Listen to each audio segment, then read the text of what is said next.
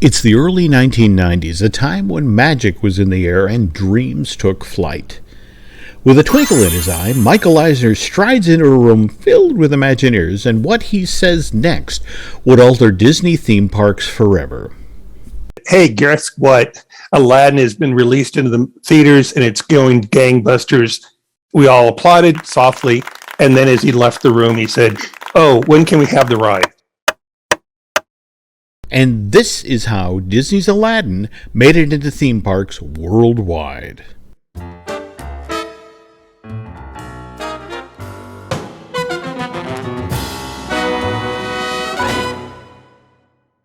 So every Disney theme park on the planet at this point has some sort of Aladdin attraction, except, Jim Shull, the Magic Kingdom at Walt Disney World. So its time has come. The park has always wanted to have more ride capacity for a Dumbo type attraction. So this is the late 90s. This is when I started getting involved with the unofficial guide. And from our background in statistics, we know that Dumbo has a huge mismatch between demand and capacity.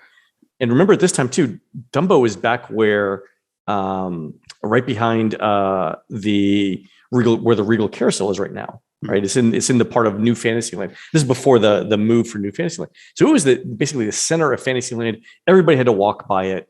Everybody saw it, and in the unofficial guide, we told people, look, Dumbo is the thing to go to first. Right. I mean, if you were on the Skyway, you'd fly over it during the day. If you're going anywhere in the park, you were going to be walking by it. So yeah, there was a huge demand for Dumbo.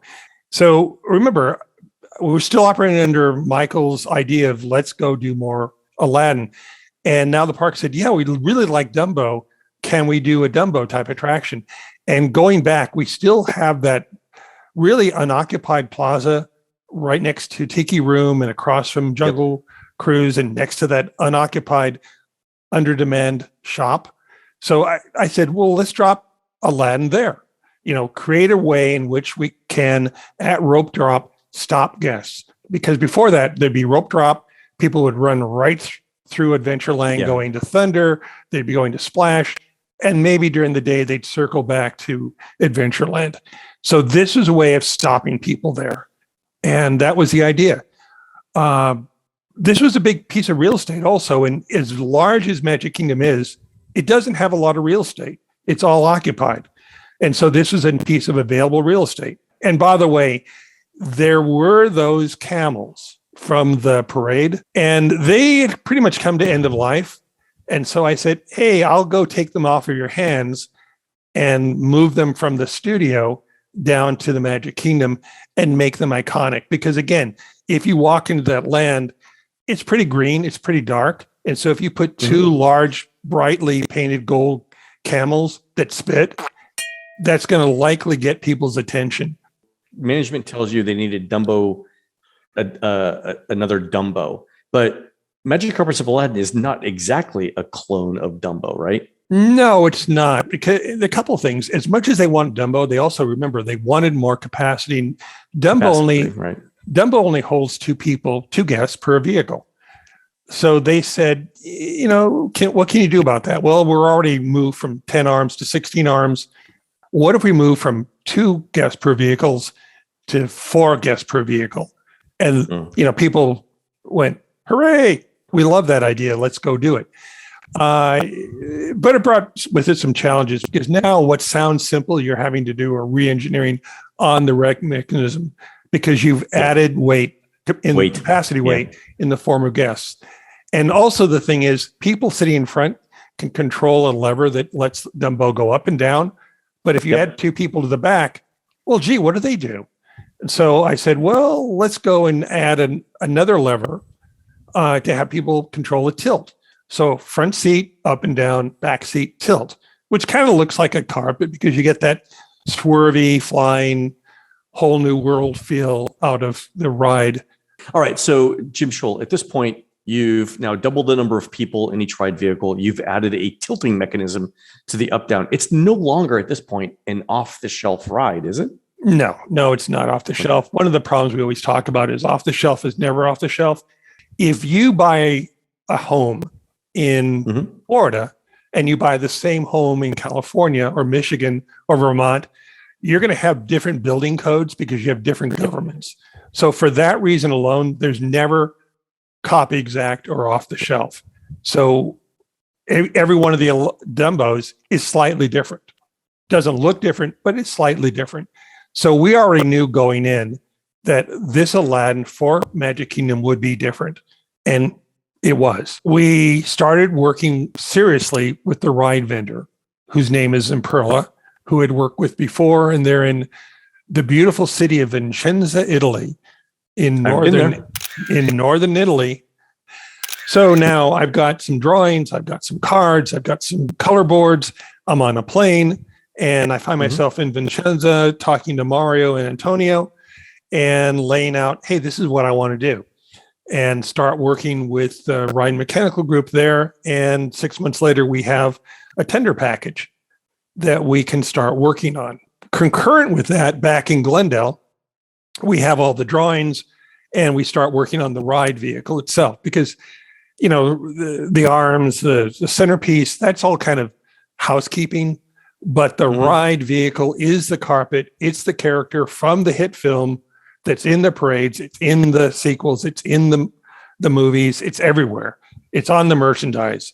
It's got to be exact. So we started sweating the details on what does this carpet look like? It's, you know, it's fiberglass and, you know, it's got security systems like, you know, step handles and bus bars, and it's got handbars and all of that. But by the way, it's still a character. And I'm looking now at a piece of concept art that looks like it's a drawing of what would eventually be the ride vehicles.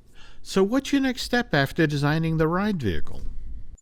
So we went ahead with this study and we mocked it up. We made it. We made a carpet. We made a carpet platform, and we put people on it and had them tilt back and forth and ask them, "Is this fun?" I mean, that's ultimately the question. Did you have a good time? All right, so hold on. So you actually mocked up a working model of a full-size model of a magic carpet? It's cheaper than building the full-size one and finding egg on your face. Yes. No, I don't doubt it. So what are you making out of, like plywood or fiberglass? Like how do you? Whatever's available. Usually you build it out of something sturdy, which in most cases is plywood. You might put a steel armature underneath it. You have to tie it to a motor, and you have to have a really big on-off switch. So in the event of something horribly goes wrong, you can turn it off quickly. Okay. So in this concept art, what sort of were you going for in terms of like spirit or feel or look of the ride? What were you trying to capture here? And so thinking about a whole new world, there's that beautiful melodic sound that goes a whole new world. And I won't pretend to sing it, but the idea that if you're soaring in that carpet and you're soaring over the skies of Agrabah or over the sky of Adventureland and you're tilting and you're going up and down, it kind of brings you to the sense of, yeah, you're kind of like you've entered that moment in the movie with Aladdin and Jasmine. So it checked that box and that's people fantastic. Said yes. All right. But the magic carpets themselves are only one element of the ride. And we're looking now at another piece of concept art that you did that looks like Genie's cloned. What is this? The artwork is the Genie wraparound, and that came as part of the design effort from the lamp. Why a lamp? Well, there's a big ride system that you have to cover. And so I started thinking about things, and I found the answer in all places over in Morocco in Epcot. And you can see here in this image, I bought this jar in the Morocco shop, and it was sort of kind of workable to take the big portion at the bottom and put the ride mechanism into that, and the tall fluty part. Well, then you could have the Aladdin's lamp on top of that. And why is that important? Well, remember where it is in that land, you have to have some bright, shiny object so the guests way on the other side of Adventureland can say, oh, I see a profile of a big gold lamp. That must be important. I better go there. So now, well, there's a lot of detail and design that goes on that lamp. And backing up, well, the Genie was such a part of that movie. Let's do a design wrap around it. So I did this Mobius strip where all of the Genie's would wrap around and they're interconnected. So when you first looked at it, it would look like, oh, that's just a blur of blue. And, but in reality, when you look close, you realize, oh, that's the genie's face. Oh, that's fantastic. I've walked by this ride a million times and I haven't noticed that until now. That is amazing. It was a bear.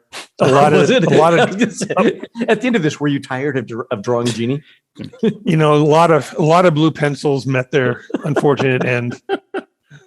Walt Disney World didn't order just 2 of these ride vehicles from the manufacturer. You wound up ordering 3.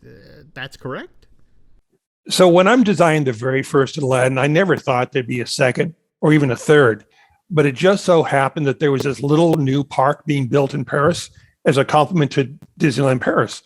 And it was going to be called the Disney Studios Paris theme park. And they needed a spinning ride.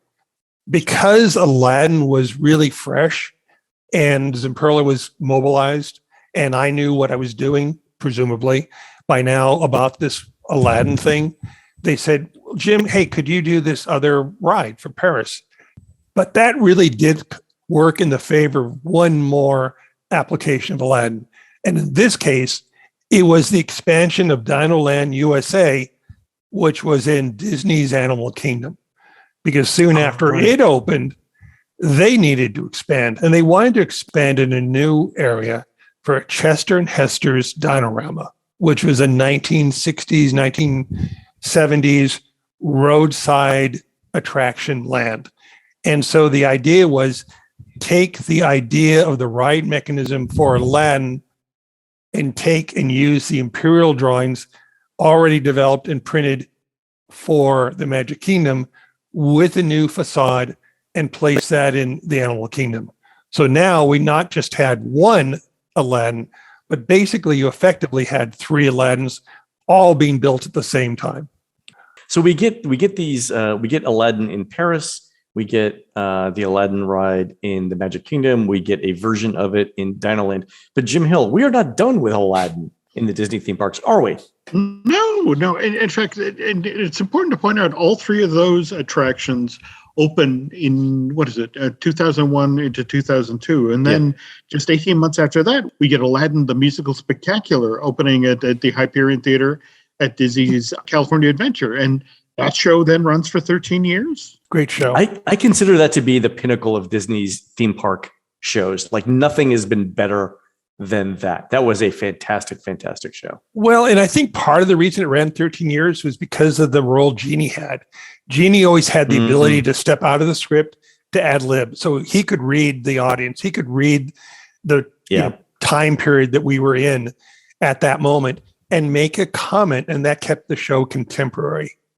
It's funny you mentioned that because when Laurel and I got an apartment in New York, the first Broadway show we ever saw was Aladdin. And I will say it to this day, you can have the most talented singers in the cast. You can have the best Aladdin, the best Jasmine, but it all comes down to the Genie. The Genie is the star of that show. And I think Aladdin's still running, right?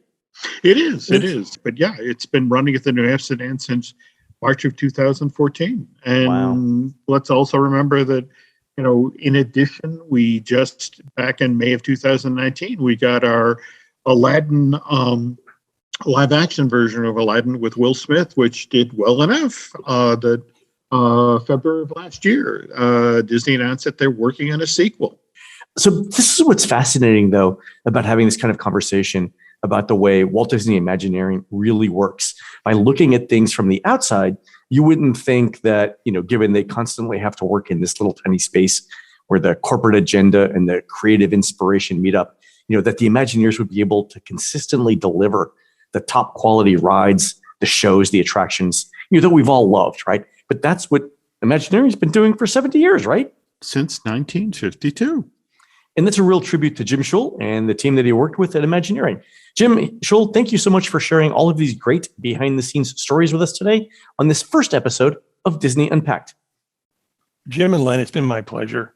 And I look forward to continuing the conversation as we dive further into unpacking all things Disney. Okay, so what's next? We've just soared to the heights aboard Aladdin's Magic Carpet. Well, on our next Disney Unpacked, instead of going into the desert, why don't we go into the depths of the ocean and spend some time with everyone's favorite surfing turtle?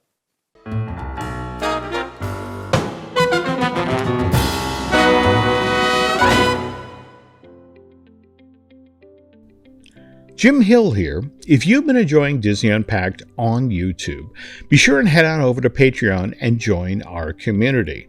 Not only will you receive the entire Jim Hill Media suite of podcasts ad-free, but you'll also get bonus episodes of the Disney Dish and, more importantly, the full episodes of Disney Unpacked with more stories from Jim Shull, Len, Testa, and I.